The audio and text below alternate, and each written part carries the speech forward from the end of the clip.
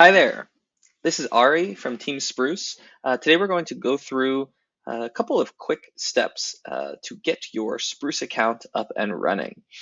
We're going to focus the video here from the perspective of the web version of Spruce, but it's important to know that you can do all of this from your phone as well on either iPhone or Android.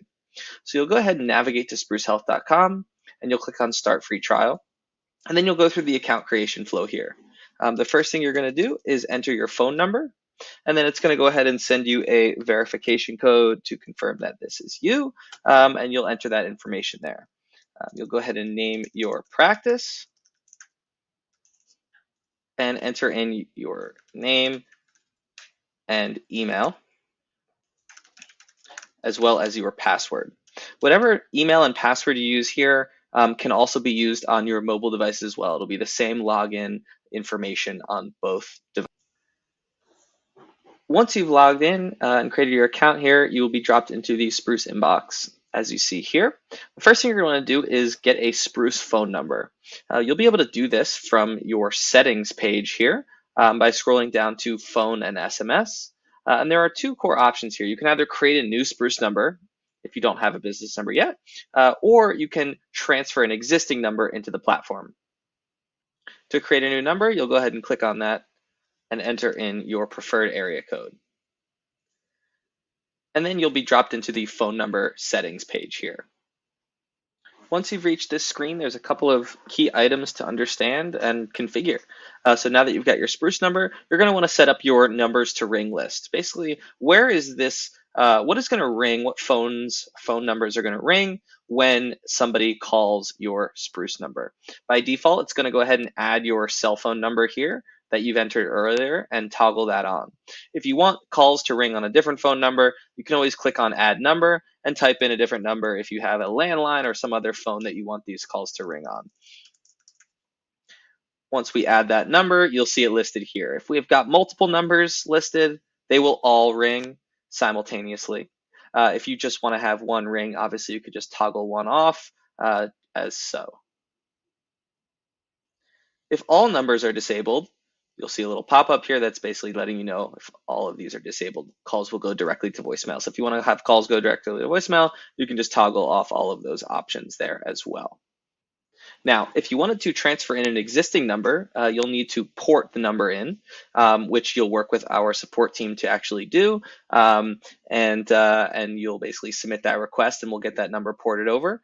Typically, that process can take a couple of weeks to go through, but that is mostly because it'll be our carrier and your carrier working together to schedule that date and time. The actual port itself goes through in just a matter of seconds, and you'll never lose any connectivity or have any outages with that phone number throughout that process.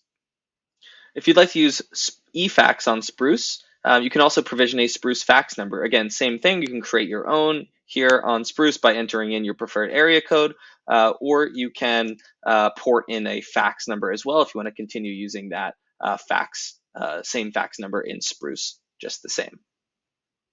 Next, you'll want to configure your voicemail greeting. You can't do this on the web version here, but if you go to the same place on your mobile app and go to settings, phone and SMS, and click into your phone number, you'll see an option here that says voicemail greeting. You can click on that and record your own personal voicemail greeting, save that, and have that uploaded here to the platform as well. The other key piece you'll want to set up is your notification preferences. That's also done on the mobile app. Again, in settings under Me, you'll see an option called notification preferences where you can toggle on or off your notification settings. You can control your notifications for various items, internal messages versus messages you receive from patients, and you can basically turn them all off or all on from your mobile app as well. The last piece of info for your phone number is to enable voicemail transcription. You can do this from your same settings page here where you toggle on voicemail transcription, and that will automatically transcribe all your voicemails. So you'll have both a file, an audio file you can listen to, as well as written words of what the voicemail contained. The last key thing to set up is to understand is how to invite a patient to download Spruce and communicate with you securely. But once you do that, once you invite them and they create their account, you'll then be able to securely message with them, and do video calls and beyond. So what you'll want to do is you'll go ahead and click on this blue button with the pencil icon and choose Invite Patient. You can either search for them if they may be in your system already, but likely they're not. So you'll click on Invite New Patient. When you do that, you'll be prompted to enter their information, which you can do, and then you'll press Send Invite. If you just put in a phone number and you press Send Invite, they'll get a text inviting them to download Spruce. If you add an email as well, they'll also get an email. And upon sending that invite and the patient receives that text, they'll click on the link and they'll download, go through the download flow, and then you'll see their conversation created here, where you can then securely message with them, do video calls, and all sorts of fun things. Thanks for watching. Have a great day.